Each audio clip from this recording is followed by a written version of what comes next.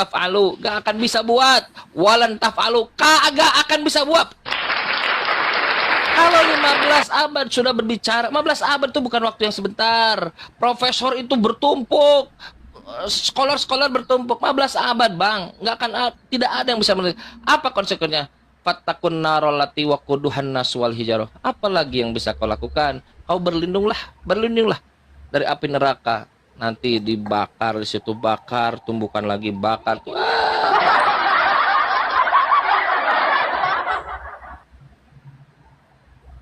Begitu teman-teman sekalian. Silakan bapak-bapak Kristen kalau mau nanya. Gurunda udah monitor belum ya? Beliau Gurunda lagi ini ya, lagi sholat tadi, siapa tahu. Pak silakan kalau mau bertanya. Kasihan, Kristen nggak bisa nanya di gereja, silakan boleh bertanya di sini.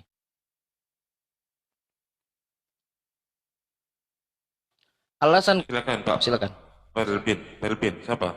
Peles Bintang. Peles Bintaro, Bang Bintaro, silakan. Nyimak aja dulu. Ya. Nanti di Baik. ayat baru saya yang ini. Alasan silakan. Rosina Simatupang, selamat sore. Rosina Simatupang, selamat sore. Dibuka mute-nya teman-teman. Dibuka mute-nya.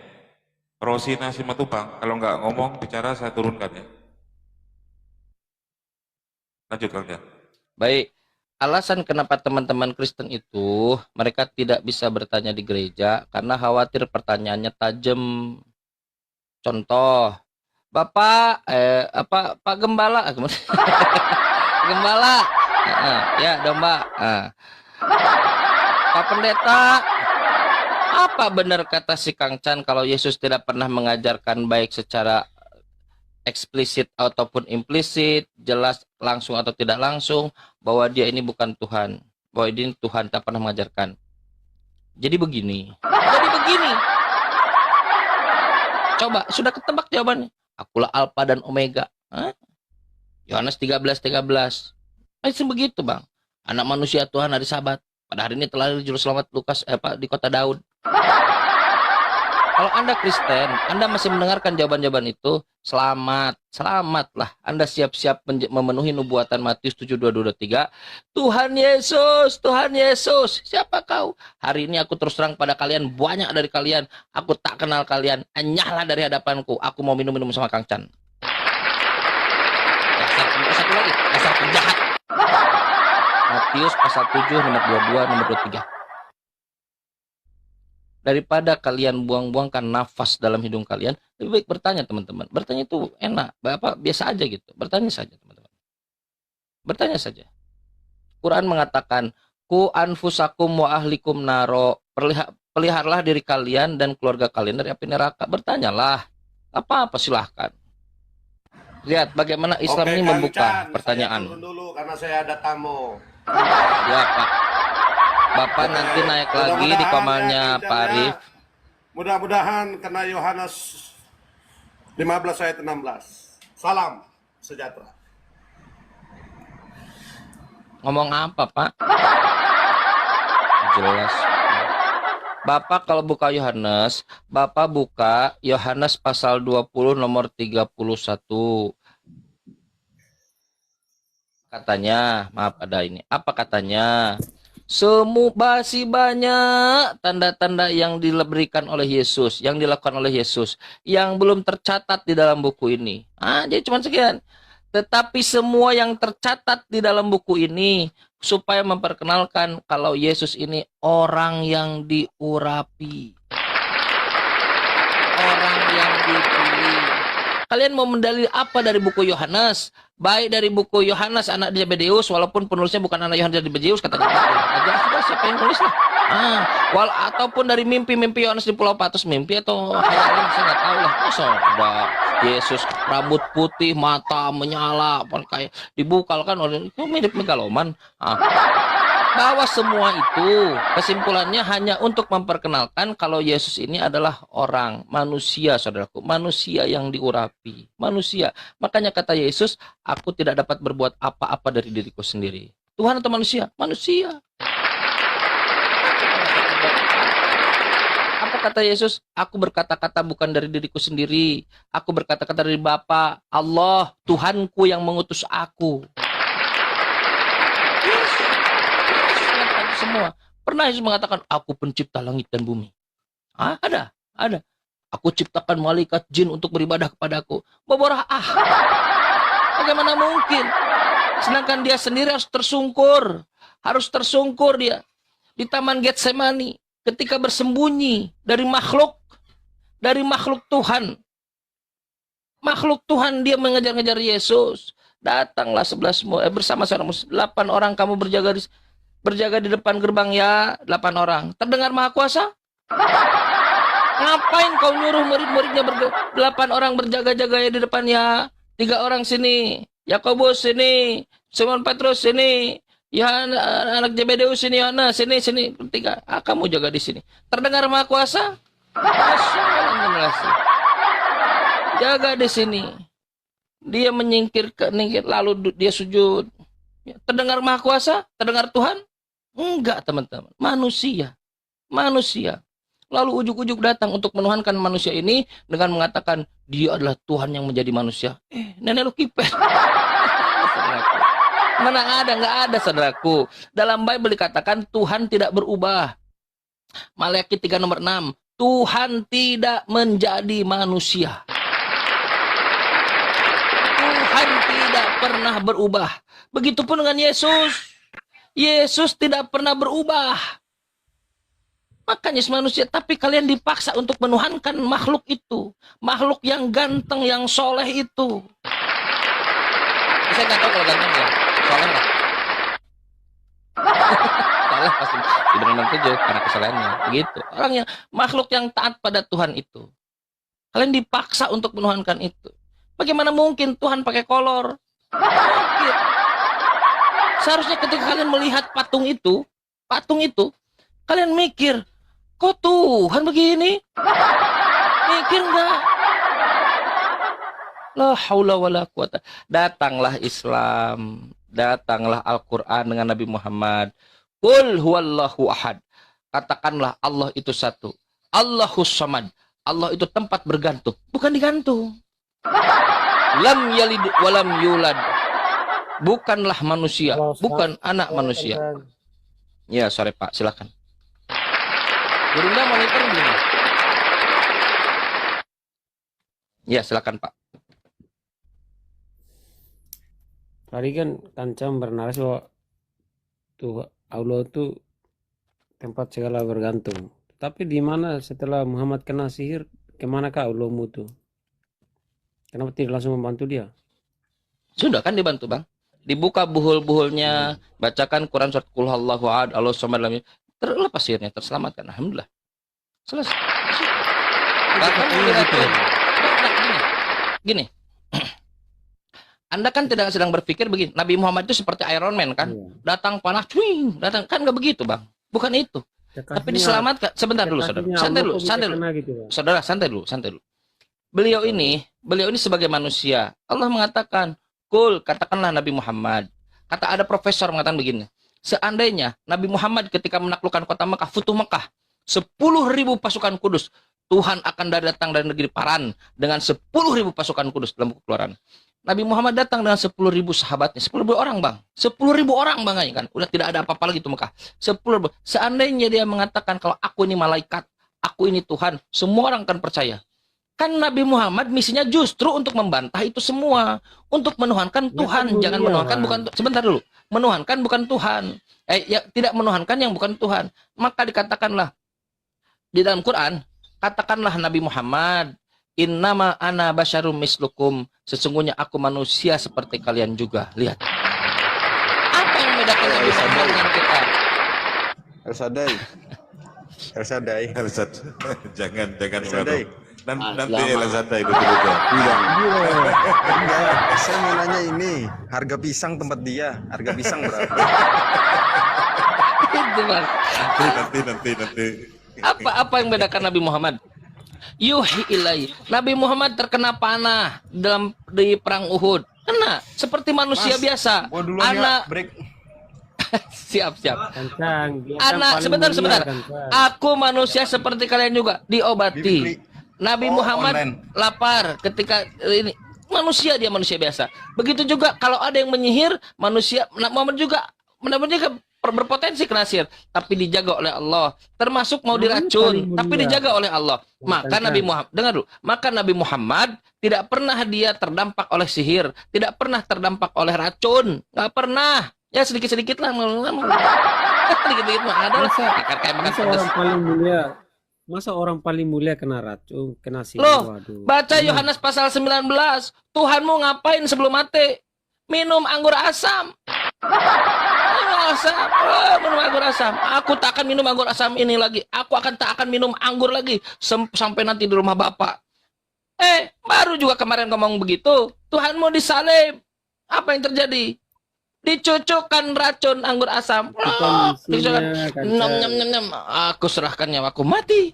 Percuma dibantah juga Kancang karena dia belum baca, makanya suruh baca Bukan, dulu. ini loh. baru suruh Yohanes naik 19 normal. nomor berapa Kan itu saya lupa. Paling mulia, Mati HP-nya. paling, pokoknya paling lah. Kok bisa kena gitu? Botol. Terus pertanyaan. Muliaan mana? Muliaan mana Nabi sama Tuhan itu muliaan mana? Nabi sama Tuhan itu muliaan Katanya mana? kan betul. Muhammad kan Nabi yang Jangan paling bisa mulia, diajarkan. Nggak bisa, Nabi Pak. yang paling terbaik lah. Jangan kau Kok bisa bertanya. kena gitu loh? Jangan kau bertanya yang kena tampol mukamu sendiri. Bukan. Lucunya kau. Bertanya kan, katanya paling mulia.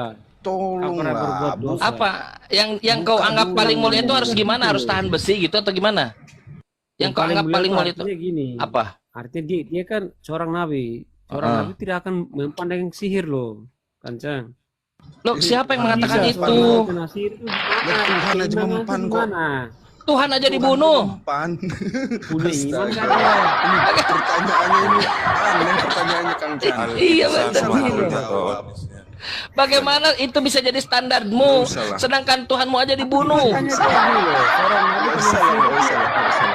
Gimana Kak, Saudara itu Canjo, imannya Saudara itu, Kak? Canjo, Anda hanya mencoba untuk memframing Nabi Muhammad dan itu memperburuk diri Anda sendiri. memframing, kenyataannya Saudara Canjo, saya tanya. seorang nabi. Baik, saya tanya sekarang. Seorang Yesus, nabi kok bisa Baik, kena sihir? baik. Yesus Tuhanmu dibunuh atau tidak dibunuh? Dia kan misinya aku udah jelas dia. Bukan itu yang saya tanya. Saya nggak tanya itu. Iya. Yesus Tuhanmu. Kalau Muhammad kan mengaku bahwa saya Nabi itu paling Muhammad mulia, tidak paling pernah kekasihnya Allah. Nabi Muhammad tidak dibunuh. Tidak. Nabi Muhammad Nabi Muhammad dimintai izin oleh malaikat maut kepada Allah. Dia minta izin dulu. Dia pegang sedikit-sedikit.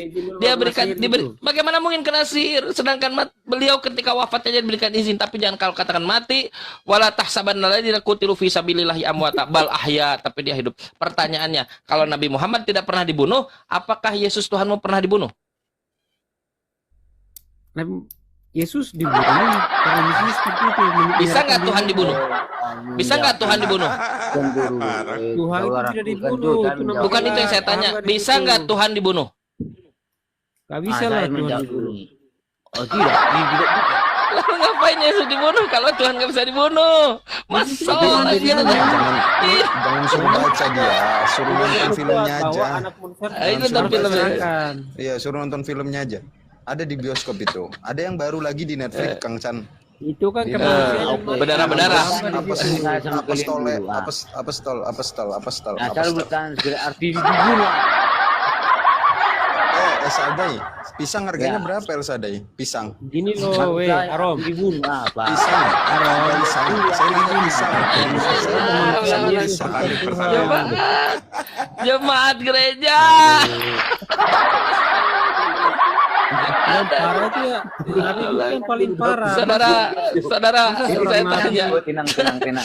Saudara, saya tanya, bisa nggak Tuhan dibunuh? Itu loh. Tidak, Saudara. tidak bisa. Tidak, bagus, Tuhan tuh pintar. harus Saya kasih dibunuh, tepuk Tuhan tangan. tuh nama belas. Sebentar dulu. Baik, ini bagus.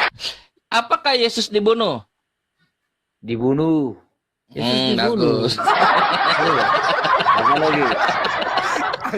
Bagus. Siap. Udah lah, saya turun lah. dibunuh oleh makhluk. Ini turun lah, Kang Erik lah. Gila Disconnected. Bentar, bentar dulu baru. Kancan, Ya dulu malu baru. tuh kamu. Masa Nabi kok bisa kena sihir dan Aku udah kekasih Nabiku nggak dibunuh. Nabiku wafat dengan normal. Dengan melepaskan semuanya. Al yauma akmaltu lakum dinukum wa atmamtu alaikum nikmati. Selesai sudah misi. Siapa? Sebentar. Siapa yang berani-beraninya membunuh Tuhan? Siapa? Iblis. Manusia, itu manusia gila. Apakah Nabi kena sihir coba? Iblis yang mana Muhammad, berani-berani menyebut Tuhan? Pasukan Romawi, Ersanai. Waduh. Makanya udahlah. Kang Arif, jangan tanya saja itu. Tanya harga pisang aja, harga pisang. Jangan kesana. Teman-teman sekalian, Kalau Muhammad kena sihir. teman-teman siapa sekalian, kena sihir? sudah tadi Nabi Muhammad sudah saya jelaskan. Teman-teman sekalian, Maksudnya kematian ada Yesus, nabi yang sebentar, kena ya, sihir? kematian Yesus, jangankan kena sihir, nabimu gila di Markus 3:21. Selain Ayo Tuhanmu gila. yang kena sihir kan? Kena Asli sihir itu. itu kan kemasukan jin. Sama dengan Tuhanmu. Itu kerasukan lanjut, berjibun. Mas Arif mah lanjutin itu belum selesai. Dan kalau kau bertanya, kenapa Tuhanmu itu gila, tidak waras? Nanti Anda buka seperti tidak waras itu gila. Kenapa? Hah? Karena kemasukan apa? Mana saya tahu. Beelzebul. Beelzebul. Tuhan lebih dari sihir. Tuhanmu tidak waras, kerasukan Beelzebul.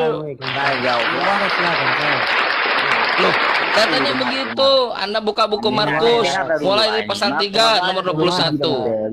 Ya, dengarlah dulu ini. Bukan Maka musuhnya yang dia mengatakan, kembali- bukan orang yang tidak suka pada Yesus yang mengatakan, tetapi keluarganya sendiri. Layar pertama dari Yesus mengatakan Yesus tidak waras lagi. Datanglah ekspertis, orang yang ahli Taurat. Lalu datang katanya kenapa dia ngomong begitu? Karena dia kerasukan Beelzebul. Bukan saya ngomong. Kami, saudaraku dengar.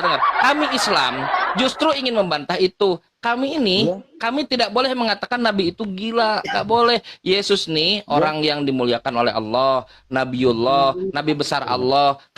Buku kalian mengatakan dia gila. Oke, asal bernaras dulu, gantian dulu kita ya. Iya kan Oh ya, oke. Kancang takut sekali Kancang ini. Silakan satu persatu. Aku Satu-satu. diem. Yang santai duluan ya. Yang santai duluan ya. Yang lain di mute. Yang lain teman Kristen yang lain di mute. Ya, silakan yang santai. Manusia yang ada di hatinya iblis pasti bilang Tuhan gila. Ya, karena apa? Ya, karena Itu kan Tuhan. di Bibelmu Ersadai. Di Bibelmu ini pakai data Kang Chan itu.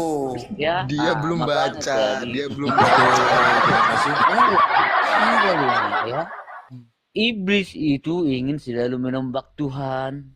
Ya, Jadi keluarganya kau bilang iblis itu. Itu keluarganya. Kau bilang iblis.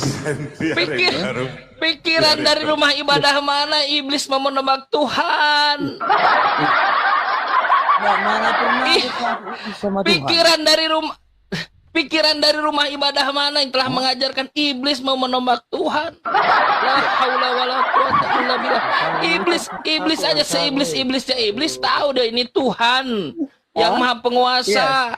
Dia harus tunduk pada Tuhan. Iblis mau menembak Tuhan. Nah, emang sinetron apa? Iblis menembak Tuhan.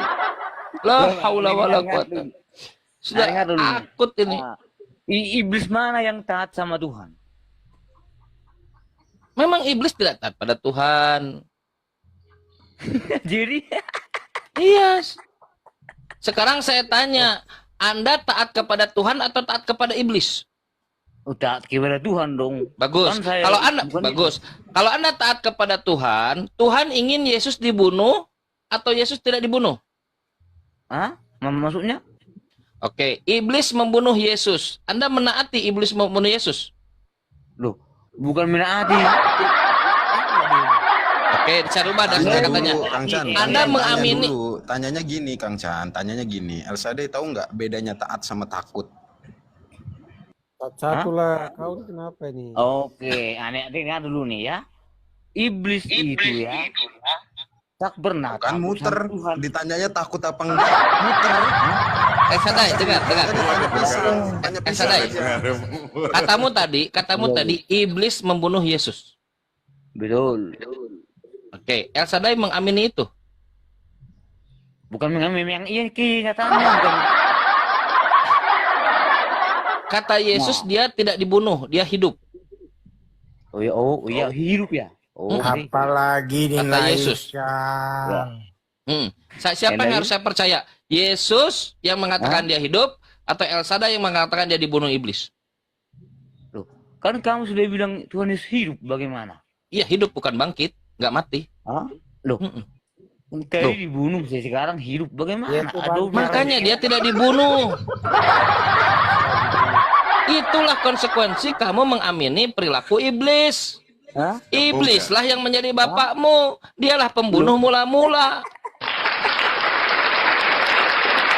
Jadi selama ini kalian mengamini Yesus dibunuh, mati, kalian sedang mengamini perbuatan iblis. Kalian sedang mengikuti iblis seperti anak mengikuti bapaknya. Ayat itu ditujukan kepada orang-orang yang menolak kebenaran seperti ente. Makanya dikatakan belibislah bapamu. Apa jawaban Al-Maidah Yesus? 64. Apa jawaban Yesus Kalau ketika SBT menimbulkan permusuhan dan kebencian, Baik. itu kan belibis. Baik, Menimbulkan rasa takut, teror. apa itu kebenaran? Itu kan Apa itu kebenaran? udah Apa jawaban kepanasan. Yesus? Oke, gini loh. Saya selesaikan Kebenaran. dulu bicara nanti Bentar, gantian bentar. kamu. Nggak ada Saya waktu. Saudara, apa jawaban Yesus Bentar, ketika bentar. ditanya? Nggak ada data Bentar. itu. Kebenaran itu gini, Yesus berkata, 3 hari dia akan bangkit. Di mana? Tapi datanglah Islam. Di mana? Disalib, dibangkit. Berani buka Bible nggak? Berani buka Bible tidak? Beranilah. Oke, buka Matius 12 nomor 39 nomor 40 coba.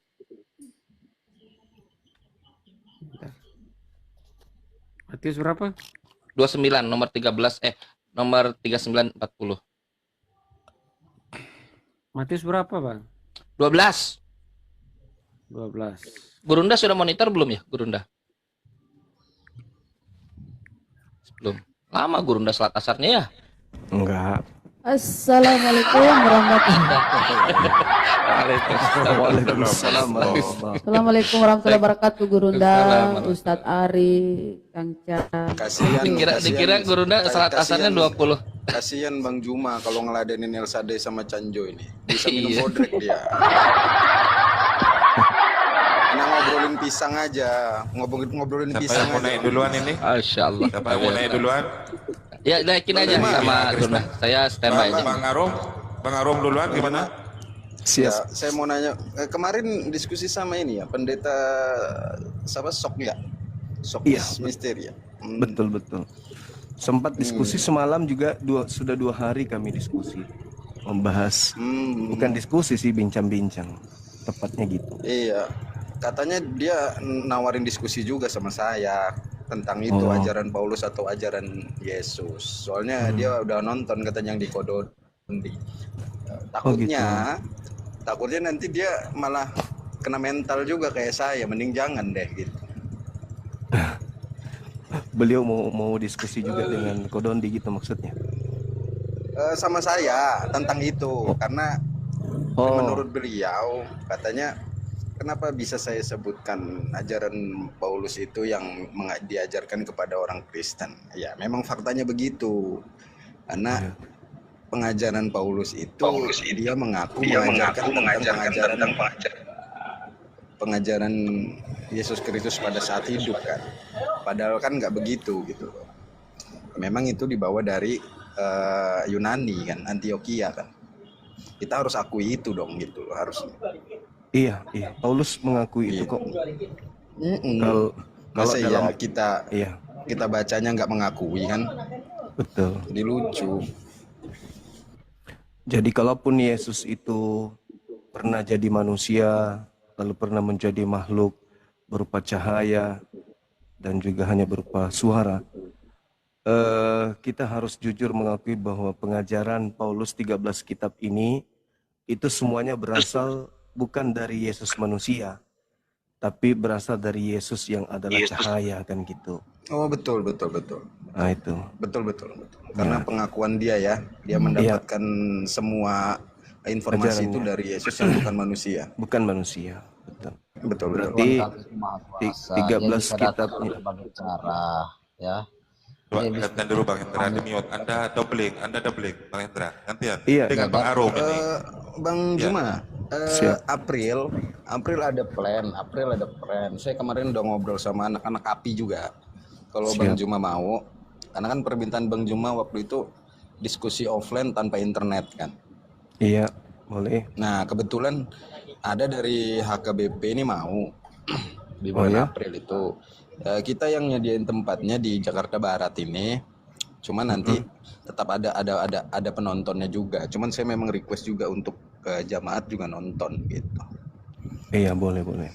Cuman saran saya sih makanan sendiri ya, pribadi ya. Kalau Jangan bisa dari makanan kami, jangan takut. juga ada makanan, Bang. Makan lah, jangan begitu. Kita ini Oh, kalau gitu nggak ya? ada makanan nggak gerak. Oh gitu. Kirain ada makanan rohani juga nanti. Oh, nggak ada. Nggak ada. Jadi Oke. dua orang. Ini senior di HKBP. Boleh. Jakarta. Insya Allah ya. Kembali kepada tema tadi. Jadi di konsep Kristen itu Bang Hendra, itu kan Yesus 100% manusia.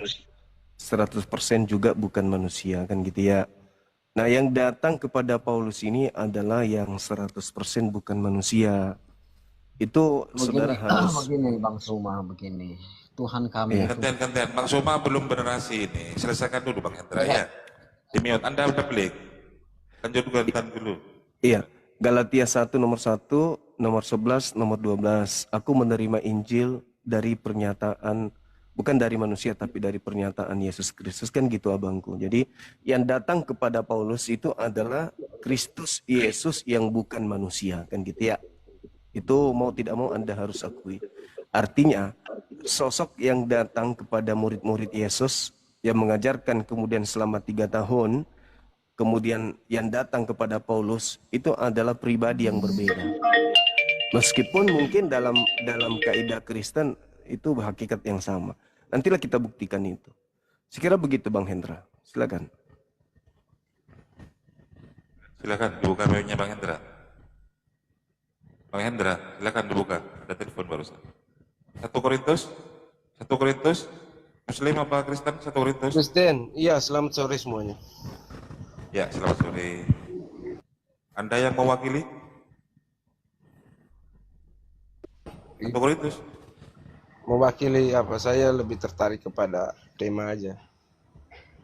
Iya, itu dia. Mungkinkah Tuhan, esensi Tuhan itu bisa dibunuh oleh makhluknya? Ciptaannya sendiri.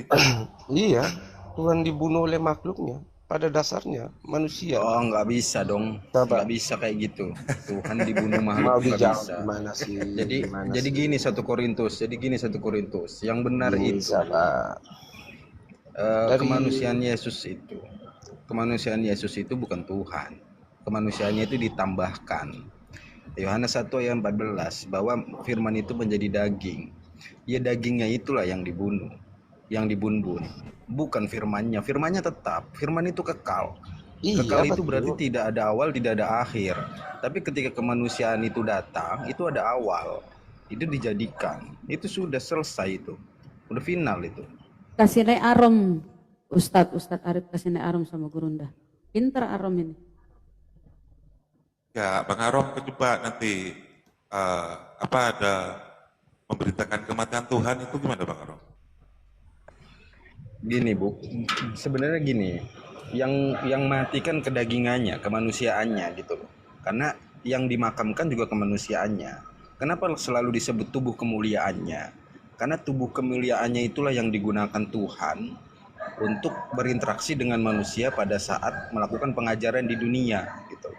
Makanya selalu saya bilang bedakan pengajaran dengan kebangkitan untuk pembahasan Yesus Kristus. Karena ketika kebangkitan barulah pengenalan tentang Yesus Kristus Tuhan itu diajarkan. Ketika pengajaran itu pengajaran tentang Bapa, bukan tentang Yesus Kristus. Yesus Kristus selalu membawa nama Bapa. Tidak pernah dia mengagungkan nama dirinya sendiri. Tapi ketika kebangkitan barulah namanya diagungkan. Itu yang benar. Itu loh. Karena nama Yesus ini baru ada, baru muncul, bukan dari perjanjian lama. Di perjanjian lama mana ada dia? Dia namanya Firman tetap. Karena Bapa memiliki firman dan roh. Sudah, Bang Aro? Iya, sudah. Silakan Gurunda. Iya.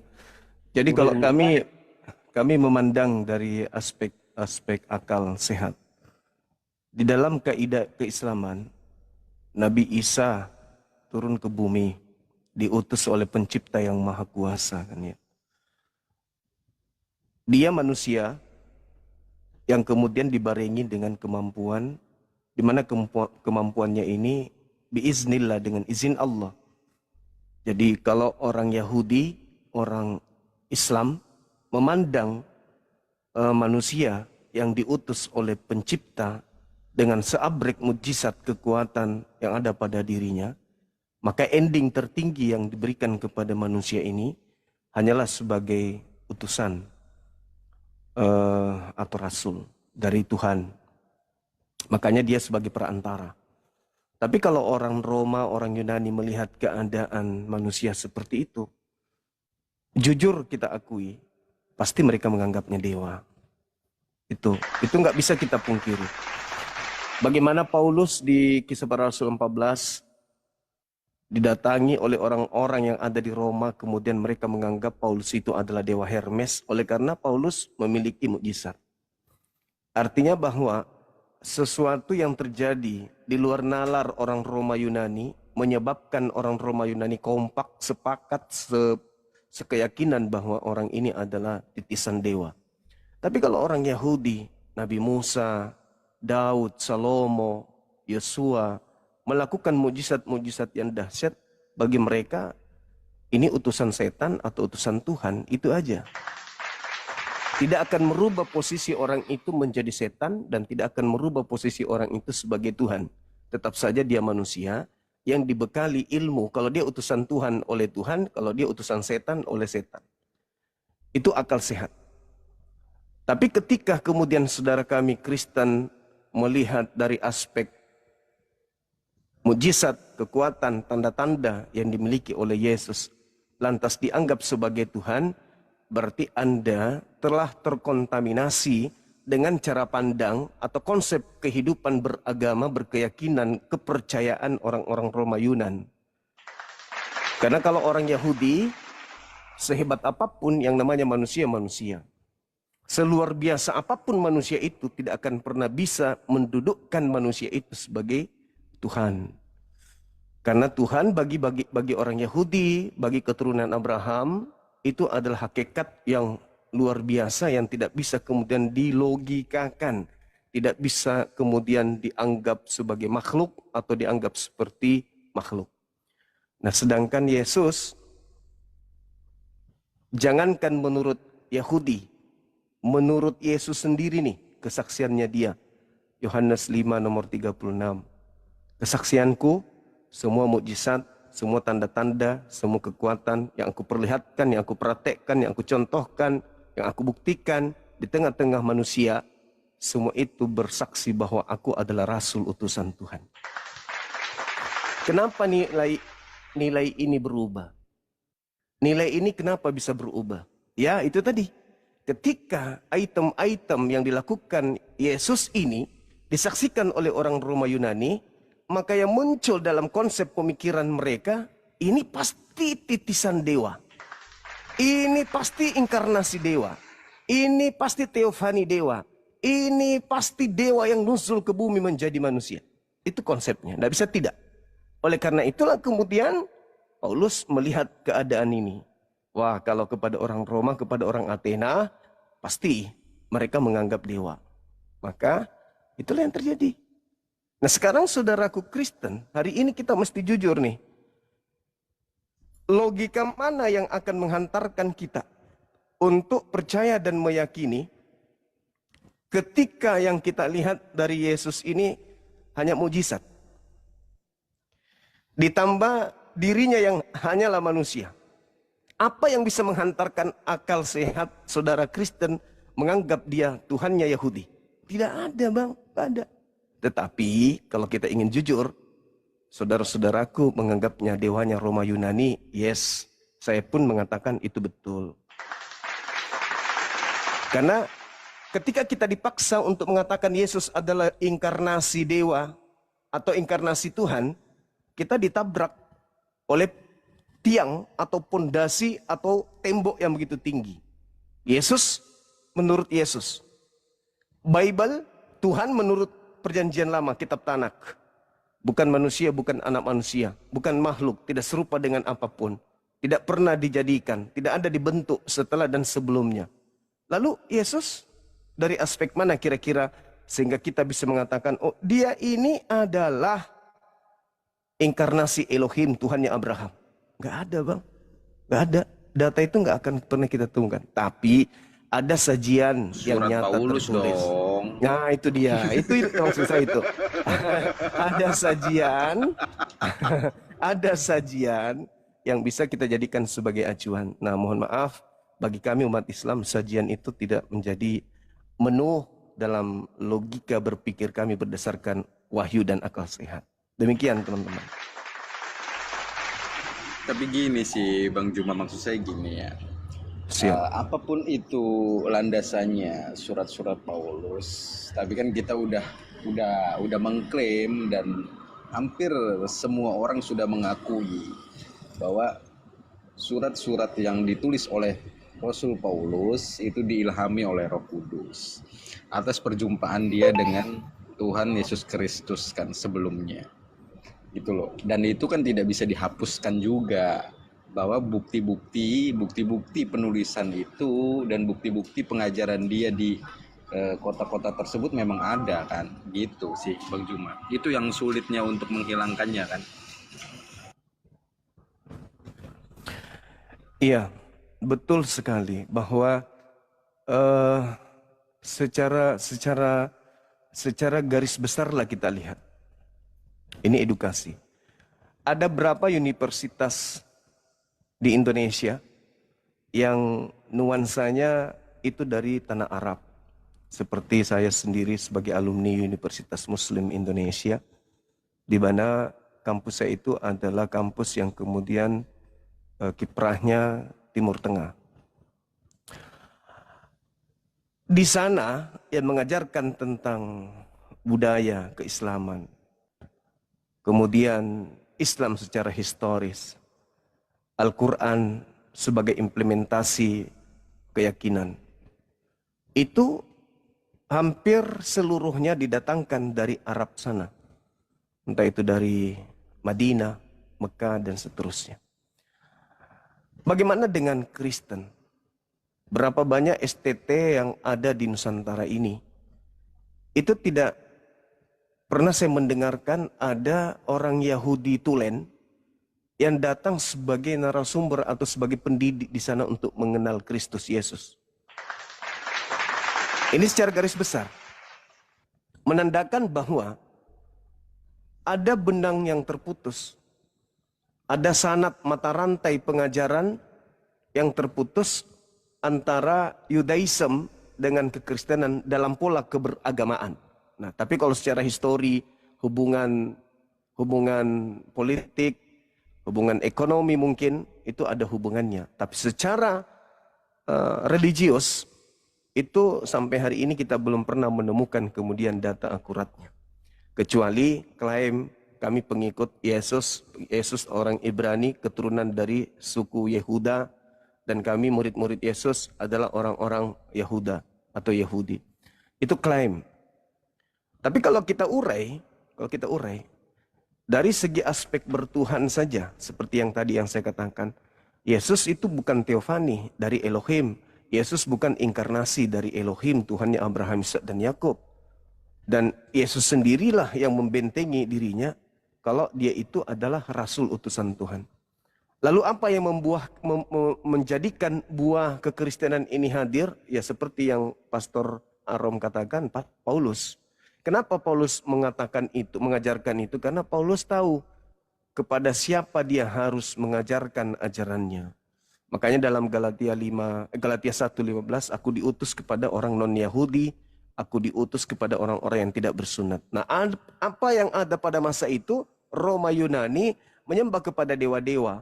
Maka supaya orang Roma Yunan jatuh cinta kepada pengajaran Yesus, maka Paulus tentu menjual theos, menjual dewa.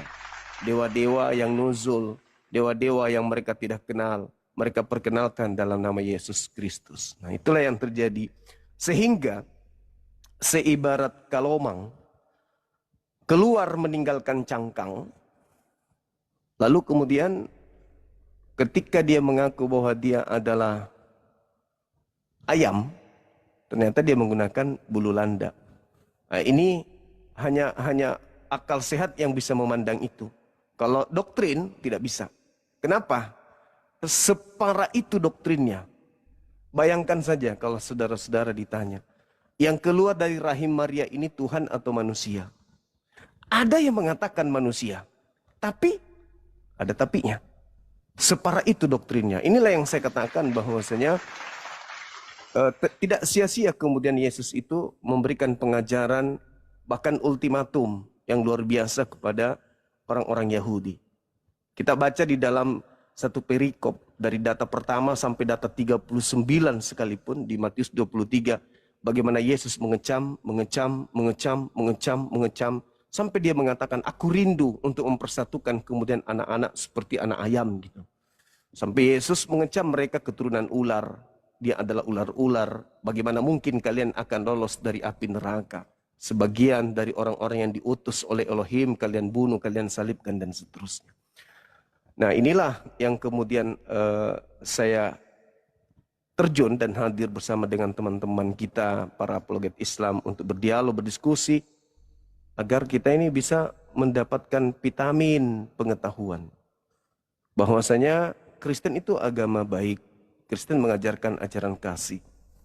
Tetapi baik dan kasih itu tidak cukup untuk sampai kepada jannah, untuk sampai kepada surga. Kita membutuhkan kemudian resep yang ampuh dari Yesus untuk bisa sampai ke sana. Bukan hanya sekedar klaim. Contoh, ketika Yesus ditanya kepada dari murid di Matius 16. Guru, pekerjaan apa yang harus aku lakukan supaya aku bisa memperoleh hidup yang kekal?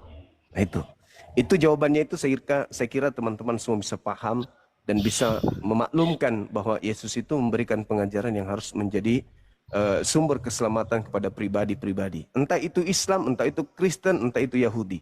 Yang jelas Yesus memberikan gambaran yang sangat luar biasa di situ. Itu yang saya tangkap. Silakan teman-teman. Betul semua itu Bang Juma. Cuman kenapa ya? Anehnya gini sih Bang Juma ya. Siap. Kenapa kenyamanan itu malah didapatkan dari yang Bang Juma sebut itu semua adalah halusinasi. Kenapa bisa didapatkan kenyamanan dari halusinasi yang Bang Juma sebut itu?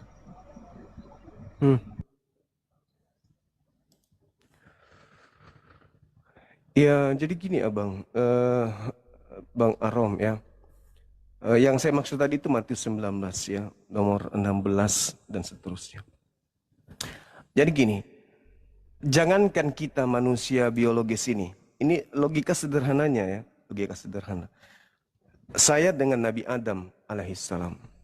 Nabi Adam di surga, Bang Suma di bumi. Adam bergaul dengan pencipta.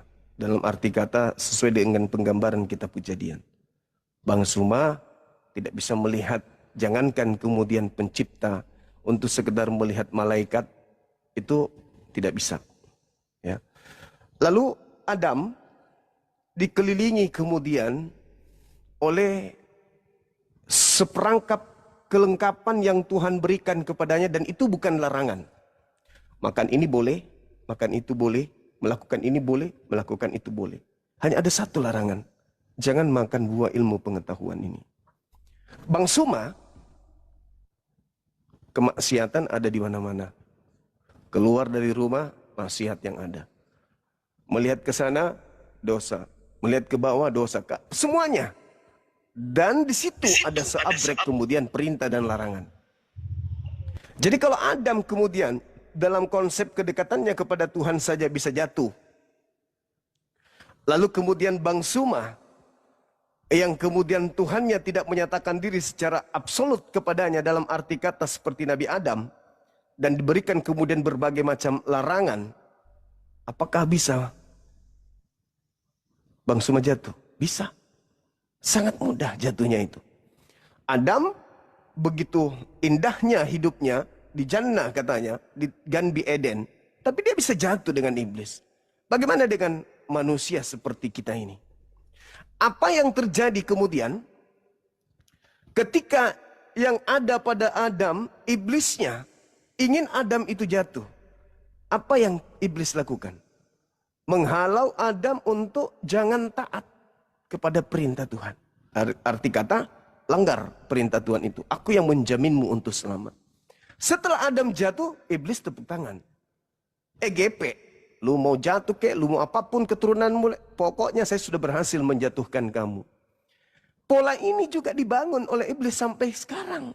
Sesuai dengan Kejadian 3 nomor 15. Aku akan mengadakan permusuhan antara keturunanmu dan keturunannya. Artinya pola iblis masih digunakan sampai hari ini. Apa itu? Menganggap larangan Tuhan justru menjadi perintah. Menganggap perintah Tuhan justru menjadi larangan. Nah, kalau kita reka-reka nih, kita meraba-raba dalam konsep beragama. Maaf, bukan karena saya Islam, enggak. Di Islam, sebisa mungkin hablum minallah itu dijaga dengan baik. Hubungan kepada Allah. Dengan cara apa? Mentaati perintah. Menjauhi larangan. Dan Nabi Muhammad tidak pernah kemudian datang padanya perintah lalu dia halalkan kembali. Yang tadinya kemudian diharamkan lalu dia menghalalkan sendiri. Tanpa ada rujukan kemudian dari ajaran pewahyuan. Bagaimana dengan Paulus? Ketika Nabi Isa atau Yesus dalam pandangan kekristenan. Contoh misalnya, dalam Matius 5 nomor 20. Coba Anda lihat, Anda buka di situ, Anda telah, Anda selami baik-baik. Yesus mengatakan bahwa jika hidup keberagamaanmu tidak lebih baik, tidak lebih sempurna dari hidup keagamaan ahli Taurat dan orang-orang Farisi. Emang kenapa? Kata Yesus, kamu tidak akan bisa masuk surga. Loh, ini pernyataan Yesus. Katanya harus dipercaya. Ya kalau begitu, percaya dong. Dengan kata lain bahwa untuk masuk surga, menurut Yesus, harus lebih sempurna daripada ahli Torah dan orang Farisi. Dengan kata lain, apa yang membuat kita sempurna? Tentu perintah-perintah Tuhan. Nah, kalau perintah Tuhannya sudah dihapuskan seluruhnya, lalu kesempurnaan seperti apa yang kita inginkan dari ahli Torah dan dari orang Farisi? Orang Farisi diberikan seabrek aturan main. 600 sekian. Lalu kemudian kita untuk lebih sempurna itu dihapus. Berarti polanya sama seperti iblis. Iblis supaya kau sempurna jangan ada yang haram. Makan semuanya. Ya sama berarti. Supaya kita sempurna jangan ada larangan. Hapuskan semua larangan. Semua menjadi halal. Ini gimana ceritanya? Sementara kita ini harus hidup lebih sempurna. Kata Yesusnya, masih banyak yang ingin aku ajarkan kepadamu, tapi kamu belum sanggup untuk menanggungnya. Berarti, kesempurnaan pengajaran, Yesus belum ajarkan. Tapi ada kisi yang perlu kemudian saudara kami Kristen yang kami kasihi pelajari. Apa itu? Matius 5:20 itu. 21, 22, 23, 24, 25, dan seterusnya. Orang-orang Farisi, ahli Torah dilarang berzina. Titik. Sampai-sampai ada seorang wanita dikatakan dibawa oleh orang-orang Yahudi. Guru, ini pesina. Apa kata Yesus? Siapa di antara kalian yang tidak punya dosa silakan melempari lebih dulu. Itu konsep Torah. Tapi ada yang lebih sempurna kata Yesus. Apa itu? Memandang wanita dan mengingini di dalam hatinya. Itu lebih bahaya. Harus lebih sempurna. Cungkil mata orang yang memandang wanita dan mengingini dalam hatinya. Itu ajaran yang lebih baik. Itu ajaran yang lebih sempurna. itu ajaran yang menjadi syarat mutlak untuk masuk ke dalam surga. Jika hidup keberagamaanmu yang tadi hanya larangan berzina, tetapi sekarang yang lebih baik adalah memandang wanita dan mengingini dalam hatinya, engkau sudah berzina, matamu harus dicungkil. Ternyata itu syaratnya untuk masuk surga menurut Yesus. Sekarang apakah kita sudah menjalankan sebagai seorang Kristiani? Tentu tidak, bukan? Nah, ini berat. Ini berat, saudaraku. Jadi, sekali lagi saya katakan bahwasanya ya mungkin harus ada yang kita rekah, kita raba-raba dalam diri kita. Benarkah kita ini pengikut Yesus? Kan gitu. Silakan. Oke, dari saya mah cukup Bang Juma. Thank you. Saya bisa tanggapi sedikit ya Bang Juma. Silakan, Bang. Mengenai tentang makan buah pengetahuan itu ya Bang. Dan itu